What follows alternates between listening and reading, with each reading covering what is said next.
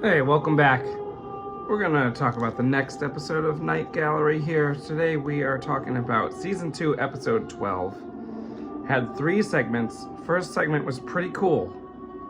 In fact, I did not mean to make a pun, but the first segment is called Cool Air. This is an HP Lovecraft adaptation.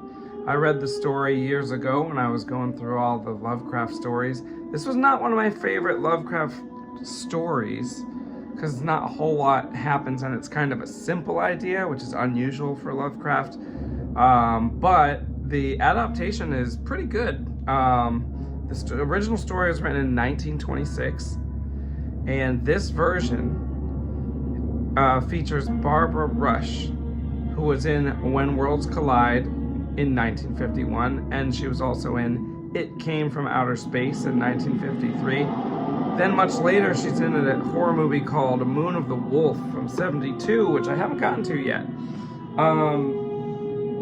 This story is basically about a guy who has figured out that by keeping himself cool, essentially refrigerated, he won't die.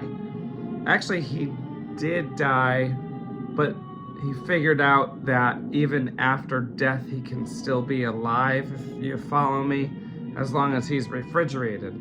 So he's got this crazy refrigeration unit set up in a room that he's renting from someone else, which is mistake number 1, if you ask me. He should probably have it in his own home. But he's renting a room from someone else, and he's keeping the room refrigerated. Well, the problem occurs when the power goes out.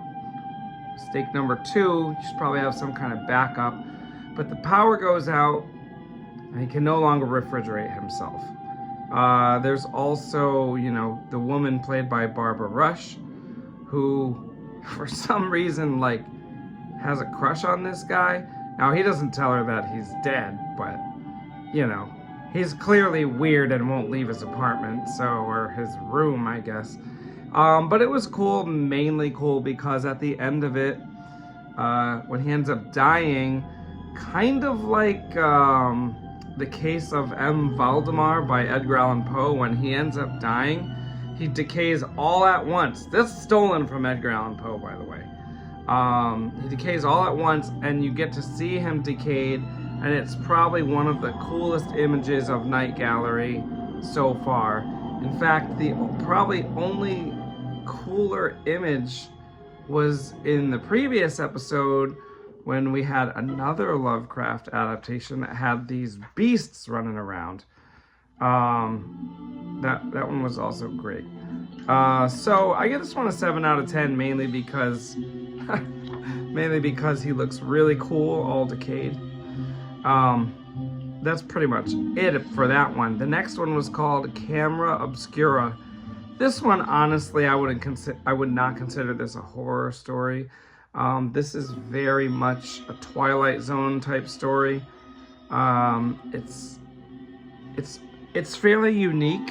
Can't really say I've seen this before, but it's more just weird and not so much horror. Basically, there's a guy who makes money off of loaning out money to people that can't afford to pay him back, and then he forecloses on them and takes their stuff. He's essentially a financial predator, and so this guy decides to borrow money from him, and then when he comes, to collect, the guy basically traps him with a crazy supernatural camera and sends him into a netherworld, basically. He basically sends him back in time 50 years, except all the people that he and his father, preyed upon are dead, and they're kind of like zombies. So actually it is kind of a horror. I kind of forgot about this part until I started talking about it again. I watched this a few days ago, so I guess it's not fresh in my mind, but they are kind of like zombie-like, but they do talk, which in my opinion makes them better than regular zombies. And the guy is basically terrorized in this supernatural past where all of his victims kind of just taunt him. Basically, they don't kill him or anything. He's stuck there. This one features Ross Martin, who was in The Colossus of New York in 1958, which I have not seen yet.